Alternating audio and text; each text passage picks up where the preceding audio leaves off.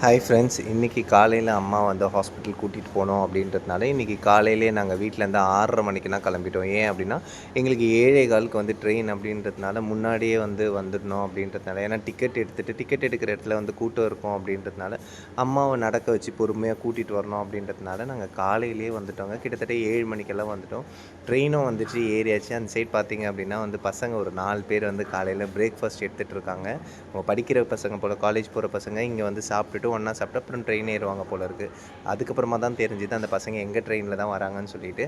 அம்மா வந்து ட்ரெயினுக்காக வந்து வெயிட் பண்ணிகிட்டு இருக்கும்போது பார்த்திங்கன்னா ஒரு நாய் வந்து அவங்க பின்னாடி ஓடியாந்துருச்சு. அது வந்து நான் கேட்டேன், ஏன் இது வந்து வாலாட்டிகிட்டு இருக்கு அப்படின்னா, அம்மா வந்து ஒரு நாள் வந்து ஸ்டேஷனுக்கு வரும்போது கிட்டத்தட்ட நிறைய தடவை வந்திருக்காங்க போல். ஹாஸ்பிட்டல் போகும்போது வரும்போது நாங்கள் நிறைய தடவை வந்திருக்கோம். ஒரே ஒரு நாள் வந்து நான் பக்கத்தில் போய் தண்ணி பாட்டில் வாங்கிட்டு வரும்போது வந்து அவங்க வந்து இந்த பிஸ்கெட் ஏதோ கையில் இருந்தது வந்து இந்த நாய்க்கு கொடுத்துருக்காங்க போல இருக்குது. அது கொடுத்தே வந்து ஒரு 1.5 2 மாதம் இருக்கும்னு நினைக்கிறேன். ஏன்னா அம்மாவோட ஆப்ரேஷனுக்கெல்லாம் முன்னாடி தான் வந்து இதை பார்த்துருக்காங்க.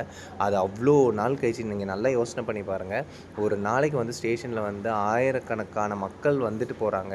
இவங்க 2 3 மாதத்துக்கு முன்னாடி கொடுத்த ஒரு பிஸ்கெட் வந்து சாப்பிட்டுட்டு இன்றைக்கி வந்து அவங்கள பார்த்தோன்னா அவங்க பக்கத்துலேயே வந்து படுத்துக்கிச்சிங்க. அது வந்து பொண்ணு நாய் போல் இருக்குது. அம்மா வந்து அதை வாடி போடி அப்படின்னு சொல்லி கூப்பிட்டுட்டு இருந்தாங்க. அதுக்கப்புறம் கொஞ்சம் நேரம் படுத்துச்சு. அதுக்கப்புறமா எங்களுக்கு ட்ரெயின் வந்து அனௌன்ஸ்மெண்ட் வந்ததுக்கப்புறம் வந்து பார்த்திங்கன்னா நாங்கள் பிளாட்ஃபார்முக்கு கிளம்புனோடனே அம்மாவை கொஞ்சம் நேரம் பார்த்துட்டு இருந்தது.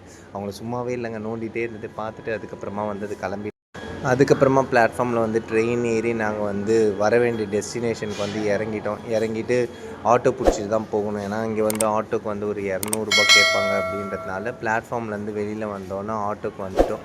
ஆட்டோக்கு வந்தோன்னே பார்த்திங்கன்னா ஹாஸ்பிட்டல் போயிட்டு நம்ம வந்து ஓபியில் வந்து ஃபஸ்ட்டு வந்து நம்ம அந்த நோட் வந்து கொடுத்துட்டோம் அப்படின்னா வந்து ப்ளட் டெஸ்ட்டுக்கு வந்து கூப்பிடுவாங்க. பேரை சொல்லி கூப்பிட்டாங்க அப்படின்னா அதுக்கப்புறமா தான் நம்ம போய் ப்ளட் டெஸ்ட் கொடுக்கணும். அதனால் வந்து வெயிட் பண்ணிகிட்டு இருந்தோம். அதுக்கப்புறம் ப்ளட் டெஸ்ட்டும் கொடுத்தாச்சு.